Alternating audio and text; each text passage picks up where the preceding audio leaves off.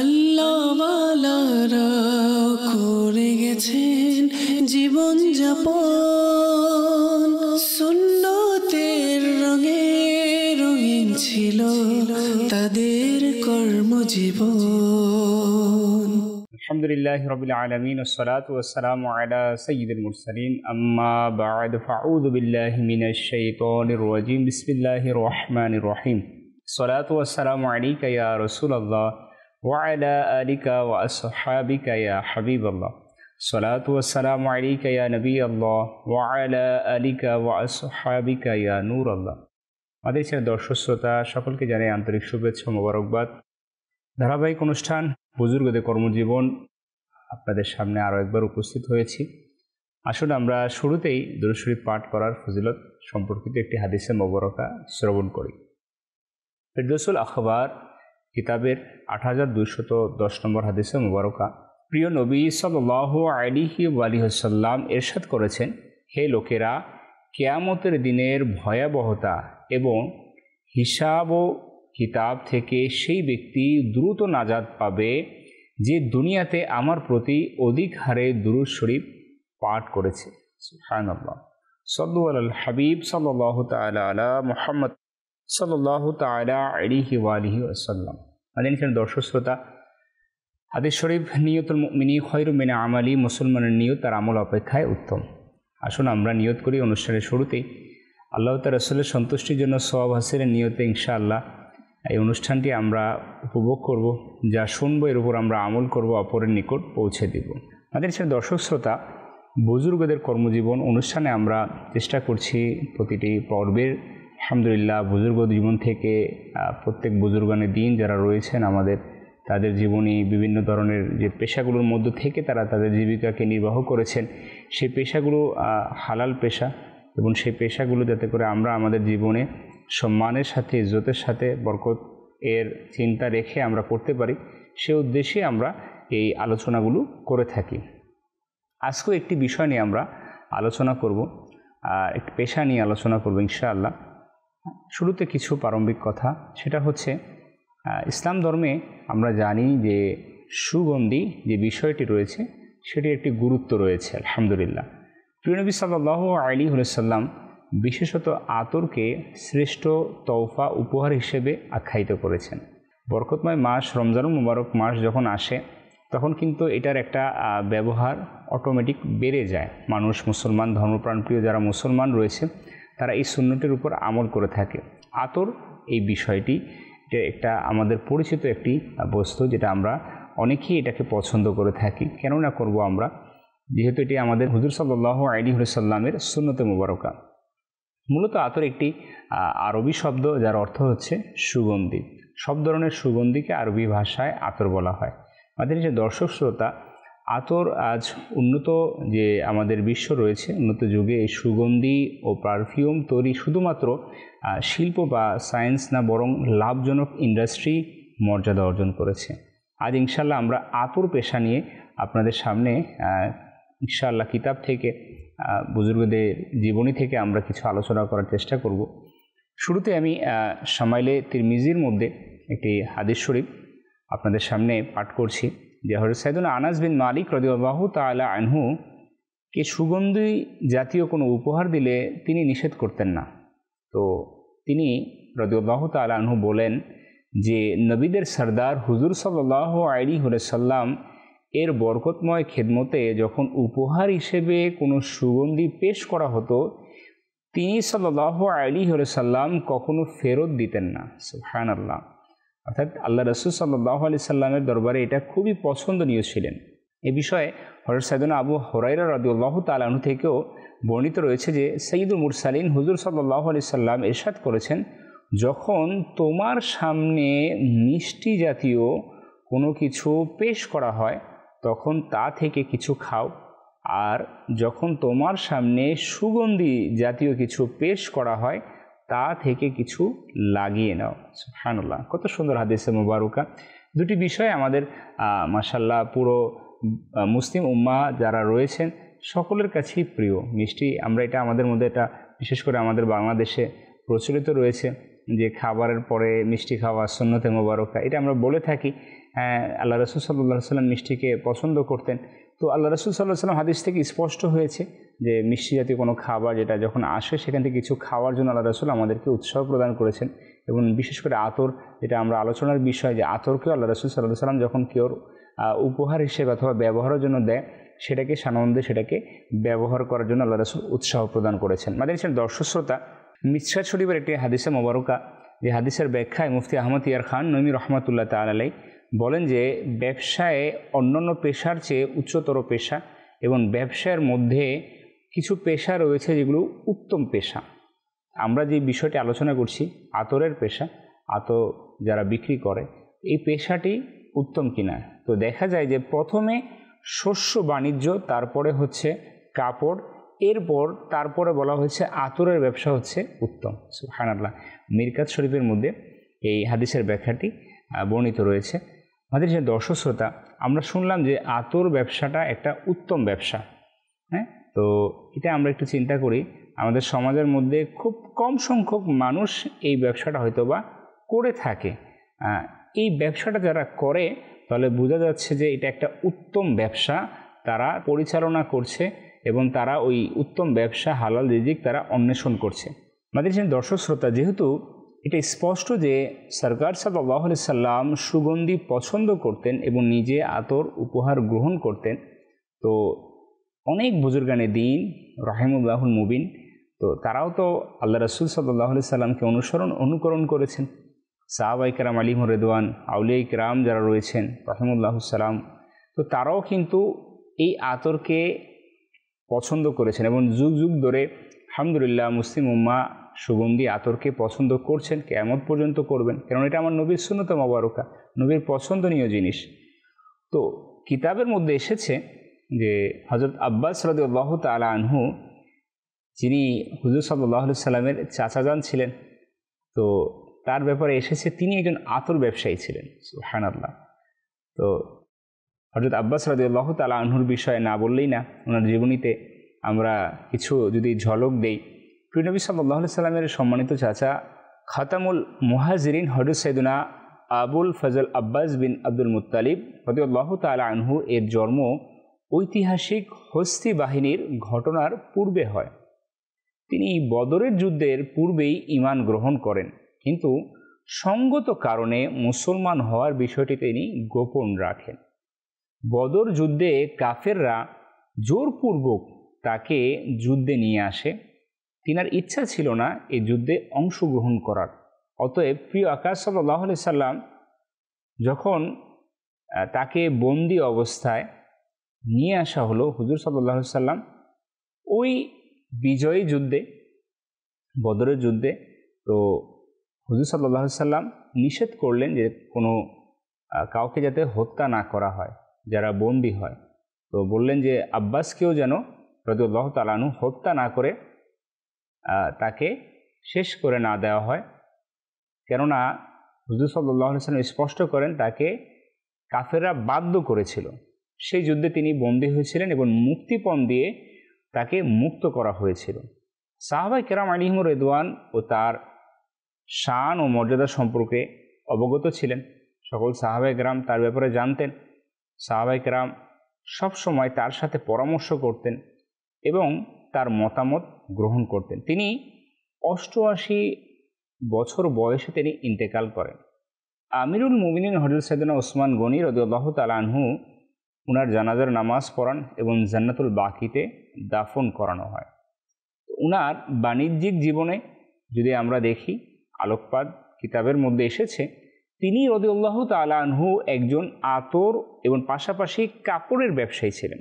হযরত আফিফ কুন্দি রাদিয়াল্লাহু তাআলা আনহু বর্ণনা করেন যে আমি আমার পরিবারের জন্য মক্কার কাপড় ও সুগন্ধি কিনতে চেয়েছিলাম, তো তাই আমি মক্কার ব্যবসায়ী হযরত আব্বাস রাদিয়াল্লাহু তাআলা আনহুর নিকট আসলাম। হযরত রাবি বিনতে মুআওয়াজ রাদিয়াল্লাহু তাআলা আনহা, তিনি আনসারি সাহাবিয়া এবং বদর যুদ্ধে আবু জেহেলকে হত্যাকারী সাহাবী হযরত মুআজ ইবনে আফরা রাদিয়াল্লাহু তাআলা আনহু এর কন্যা। তিনি হুজুর সাল্লাল্লাহু আলাইহি সাল্লামের পবিত্র হাতে বায়াতে রিদওয়ান গ্রহণ করেছিলেন হুজুর সাল্লাল্লাহু আলাইহি সাল্লাম তার প্রতি বিশেষ দয়াবান ছিলেন এবং বিয়ের দিন হুজুর সাল্লাল্লাহু আলাইহি সাল্লাম তার বাড়িতে তাশরিফ নিয়ে গিয়েছিলেন এবং একটি বর্ণনা রয়েছে যে তিনি হুজুর সাল্লাল্লাহু আলাইহি সাল্লাম খেদমতে একগুচ্ছ খেজুর পেশ করেছিলেন। হুজুর সাল্লাল্লাহু আলাইহি সাল্লাম তা গ্রহণ করেছিলেন এবং কিছু সোনা বা রূপা দান করেছিলেন এবং ইরশাদ করেন, তা দ্বারা তোমার গহনা বানিয়ে নাও। ইমাম ওয়াকাদি একটি অদ্ভুত ঘটনা বর্ণনা করেছেন যে, আর তা হলো আসমা বিনতে মুখররমা নামক এক মহিলা মদিনায় মুনওয়ারা এর মধ্যে আতর বিক্রি করত। সে আতর নিয়ে হজরত রাবি বিনতে মুআজ রাদিয়াল্লাহু তাআলা নিকট আসে এবং বলে, তুমি কি সেই ব্যক্তির কন্যা যে তার সরদার অর্থাৎ আবু জেহেলকে কতল করেছে? তাই তিনি ব্যাকুল হয়ে জবাব দিলেন, আমি সেই ব্যক্তির কন্যা যে তার গোলাম আবু জেহেলকে হত্যা করেছে। এই উত্তর শুনে আতর বিক্রেতা মহিলা বিরক্ত হয়ে বলল, আমার জন্য আমার আতর আপনার কাছে বিক্রি করা হারাম। অতঃপর হযরত রাবি রাদিয়াল্লাহু তাআলা আনহা উত্তেজিত হয়ে বললেন, তোমার আতর থেকে আতর কেনা আমার জন্য হারাম, কারণ এতে দুর্গন্ধ রয়েছে। আমি তোমার আতরের মতো দুর্গন্ধযুক্ত কোনো আতর পাইনি। হযরত রাবি রাদিয়াল্লাহু তাআলা আনহা বলেন, তার আতর দুর্গন্ধযুক্ত ছিল না, কিন্তু তাকে আঘাত পৌঁছানোর জন্য বলেছি, কারণ সে আবু জাহেলের প্রশংসাকারী ছিল। মাদানী দর্শক শ্রোতা, এই যে বিষয়টি আতরের সাথে সম্পৃক্ততা থাকার কারণে কিন্তু ঘটনাটি এখানে এসেছে। এখান থেকে আমাদের কিছু মাদানী ফুল আমরা যদি নিতে চাই সেটাও রয়েছে নেওয়ার মতো। সে বিষয়টি হচ্ছে যে হুজুর সাল্লাল্লাহু আলাইহি ওয়াসাল্লাম এর সাহাবায়ে কেরাম আলাইহিমুর রিদওয়ান তারা হচ্ছেন আল্লাহ পাকের দয়ায় জান্নাতি। হুজুর সাল্লাল্লাহু আলাইহি ওয়াসাল্লাম সাহাবায়ে কেরাম আলাইহিমুর রিদওয়ান এর যারা বিরুদ্ধাচারণ করবে তারা অবশ্যই নবীর বিরুদ্ধাচারণ করলো এবং অবশ্যই আল্লাহ তাআলার বিরুদ্ধাচারণ করলো। অতএব এই সমস্ত ব্যক্তি এদেরকে ঈমান, এদের আমল এগুলো আল্লাহ তাআলার দরবারে কবুলিয়তের যোগ্যতা রাখে না।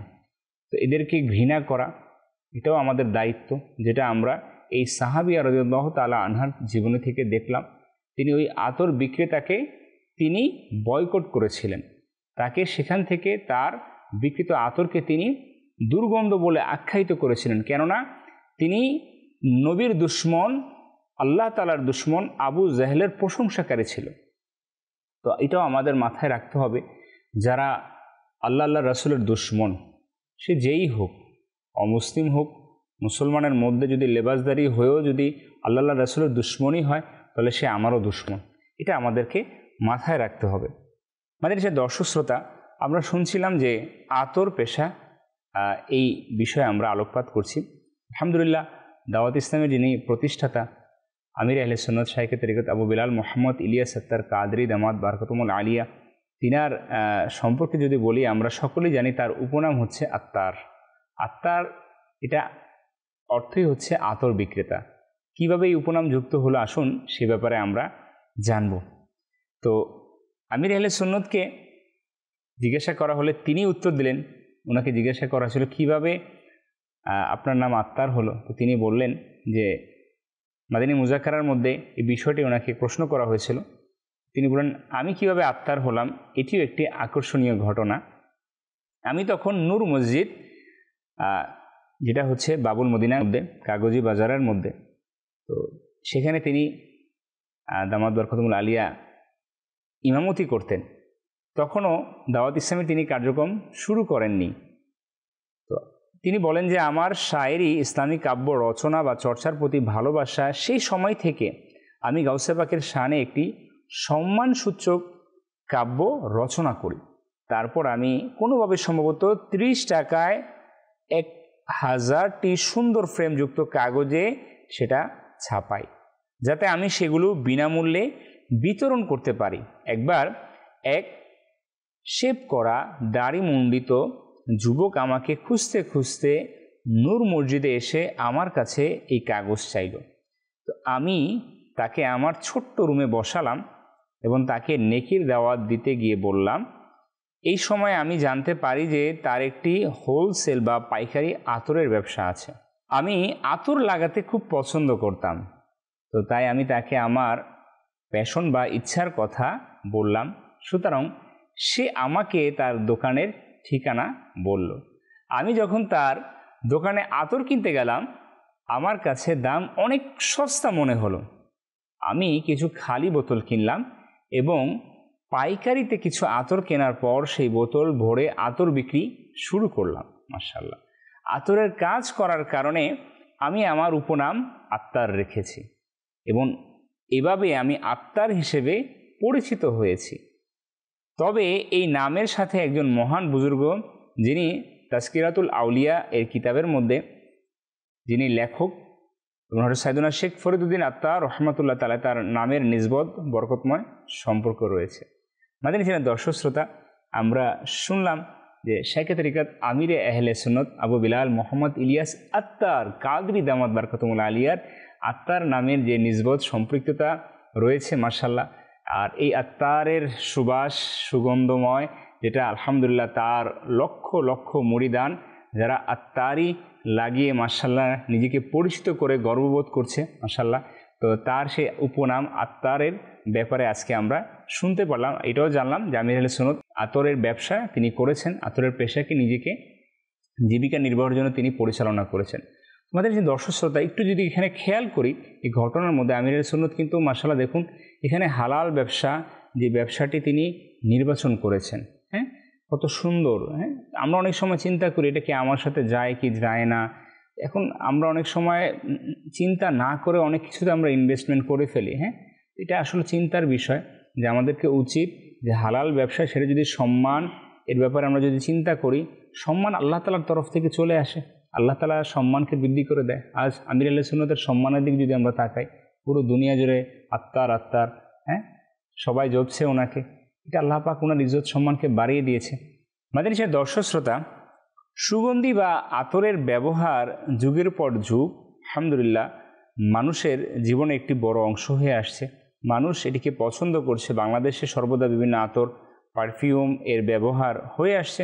এই আতরগুলো মূলত বিভিন্ন উদ্ভিদ থেকে, এবং বলা হয়েছে সেগুলোর স্থানীয়ভাবে যেগুলো উদ্ভিদ রয়েছে স্বদেশের মধ্যে, সেখান থেকে উৎপাদিত হতো এবং সেগুলোর ব্যবহারে বিভিন্ন সামাজিক পাশাপাশি ধর্মীয় যে অনুষ্ঠান রয়েছে সেগুলোতে এগুলো ব্যবহার হয়ে আসছে। এর বিপরীতে অতীতে আমাদের দেশে আধুনিক পারফিউম ব্যবহৃত হতো, তা বেশিরভাগই পশ্চিমা দেশগুলোর বানানো ছিল এবং আধুনিক জীবনের নান্দনিকতার প্রতিচ্ছবি প্রতিফলিত করেছিল।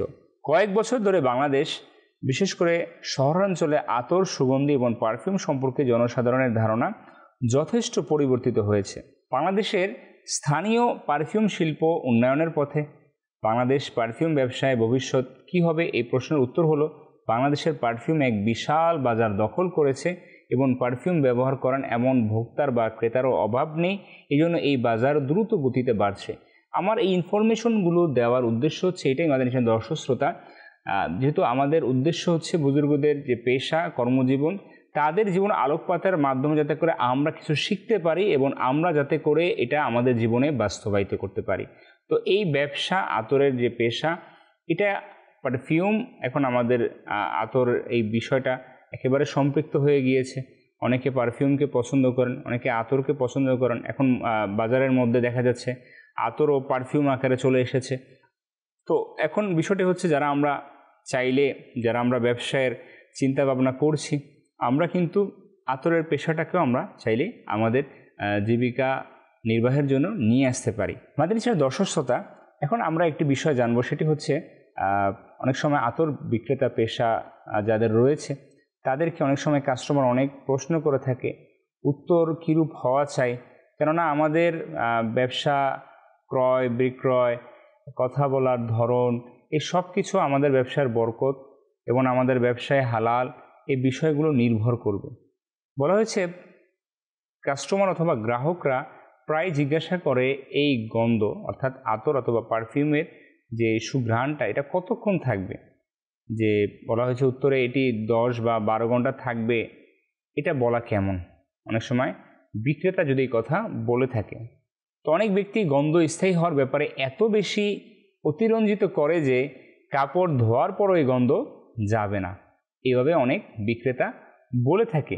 যাই হোক, যদি আপনি নিশ্চিতভাবে জানেন যে এই সুগন্ধি এতদিন স্থায়ী হয় তাহলে তাকে বলুন। যদি এটা আপনি কনফার্ম হন তাহলে অবশ্যই আপনি তাকে বলুন। এবং এই ব্যবসার সাথে অনেক আগে যদি আপনি জড়িত হয়ে থাকেন, আসলে সুগন্ধির ফিক্সড টাইমিং বা নির্দিষ্ট সময় বলা খুব কঠিন। কেননা এটা গবেষণা যে গ্রীষ্মে একরকম একটা আবহাওয়া, সেটা সূর্যের কারণে সুগন্ধ দ্রুত সেটা বাষ্পীভূত হয়। আবার শীতকালের আবহাওয়াটা একটু ভিন্ন, বলেছে সূর্যের আলো কমে যাওয়ার কারণে সুগন্ধ একটু ধীরে বাষ্পীভূত হয়। মানে যে দর্শক শ্রোতা, চুলায় সুগন্ধি রাখলেই বুঝবেন যে এটা আসলে কি, এটা কতটুকু, কারণ আগুনে জ্বলার কারণে সুগন্ধি দ্রুত শেষ হয়ে যাবে। সাধারণত সুগন্ধি বাষ্পীয়করণে শেষ হয়ে যায় কারণ তাতে লাস্টিং অর্থাৎ দীর্ঘস্থায়ী প্রভাব কম থাকে। তবে এমন কিছু পারফিউম আছে যেগুলো আবার দীর্ঘক্ষণ টিকে থাকে। তার মধ্যে একটি হলো চন্দন কাঠ। বিভিন্ন সুগন্ধিতে চন্দন মিশ্রণ করা হয় যাতে তাদের স্থায়িত্ব বাড়ে। যেমন গোলাপের স্থায়িত্ব খুব কম থাকে, তাই তাতে চন্দন মেশানো হয় এবং কিছুক্ষণের জন্য রাখা হয় যাতে উভয় একে অপরকে শোষণ করতে পারে। তোমাদের যে দর্শক শ্রোতা, এই যে আমরা যদি দেখি একজন আতর বিক্রেতা যারা আতর পেশা অবলম্বন করছেন, তো তার ক্ষেত্রে বিষয়টি খুবই একটি সেন্সিটিভ উত্তর। সে যদি উত্তর প্রদান করে কাস্টমারকে, তো এটা তাকে অভিজ্ঞতা নিয়ে তাকে তারপরে বলতে হবে। কারণ কাস্টমারের চাহিদা থাকে যেটা, সেটাই কাস্টমারকে দেওয়াটা উচিত। কিছু কিছু বিক্রেতা এটাও লিখে যে এটা সুপার কোয়ালিটি, উন্নত মানের আতর, অথচ এটা অতি নিম্নমানের সুগন্ধি। বোতল এর মধ্যে লেখা ঠিকই সুপার কোয়ালিটি, বাট এটা যখন ব্যবহার করা হয় এটা এতটা মানে ঘ্রাণ যেটা মাথায় ধরে যায়, যেটা সহনীয় থাকে না। তো লেখা একরকম, কাজ ভিন্ন, এটাও একটা ধোঁকা। অনেক ব্যক্তি তো সুপার কোয়ালিটির অর্থও জানে না, কিন্তু জানি না এইসব কেন তারা লিখে। আমাদের নিজের দর্শক শ্রোতা, এই জন্য আমাদেরকে এই বিষয়গুলো খেয়াল রাখতে হবে। যে পেশা আমি নিয়েছি, এই পেশার জন্য আমাকে আখেরাতের কথা চিন্তা করে আমার ওই পেশাকে নির্বাহ করতে হবে। আমাদের নিজের দর্শক শ্রোতা, তো আতর পেশা যারা আমরা অবলম্বন করছি, আমরা এই যে কয়েকটি বিষয় যেটা আমরা বললাম, এছাড়াও অনেকগুলো বিষয় রয়েছে যে বিষয়গুলো আমাদেরকে গুরুত্ব দিতে হবে এবং বিষয়গুলোর প্রতি আমাদের খেয়াল রাখতে হবে, যাতে করে আমার এই আতর বিক্রির যে পেশা রয়েছে সেটা যাতে আমার হালাল পেশা হয় এবং সেটা যাতে আমার আল্লাহ তাআলার দরবারে গ্রহণযোগ্য হয়। কেননা এটা কাল কিয়ামতের ময়দানে আমাকে জবাবদিহি দিতে হবে।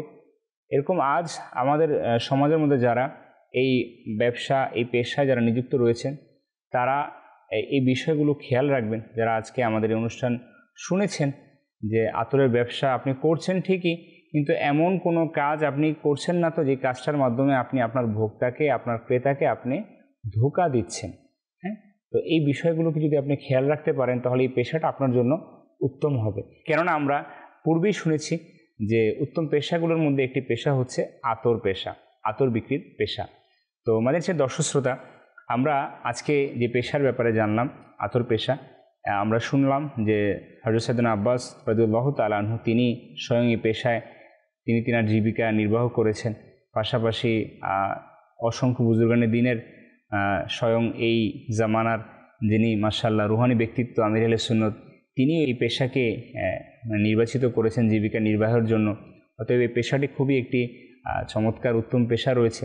আমরাও এই পেশা যারা করি অথবা করার ইচ্ছা পোষণ করছি, আমরাও চেষ্টা করি যাতে করে হালাল পন্থায় এবং আল্লাহ পাকের সন্তুষ্টি নিয়ে ভোক্তার সুযোগ সুবিধা, ভোক্তার চাহিদা এবং ভোক্তাকে ধোঁকা ব্যতীত তার চাহিদা অনুযায়ী পণ্যকে পৌঁছে দেওয়া, এই নিয়ত রেখে যাতে করে আমরা এই ব্যবসাটা করতে পারি এবং আল্লাহ তাআলার হুকুমকে আমরা পালন করতে পারি, আমরা সেই আল্লাহ তাআলার দরবারে আরজি রেখে আজ অনুষ্ঠানকে শেষের দিকে নিব। আগামী সপ্তাহের অনুষ্ঠান দেখার অনুরোধ জানিয়ে আজকে বিদায় নিব। এতদিন পর্যন্ত ভালো থাকুন, সুস্থ থাকুন, মাদানী চ্যানেলের সঙ্গে থাকুন। সাল্লু আলাল হাবিব সাল্লাল্লাহু তাআলা আলা মুহাম্মদ সাল্লাল্লাহু তাআলা আলাইহি ওয়া সাল্লাম। আল্লাহ ওয়ালারা করে গেছেন জীবন যাপন সুন্নতের ছিল তাদের কর্মজীবন।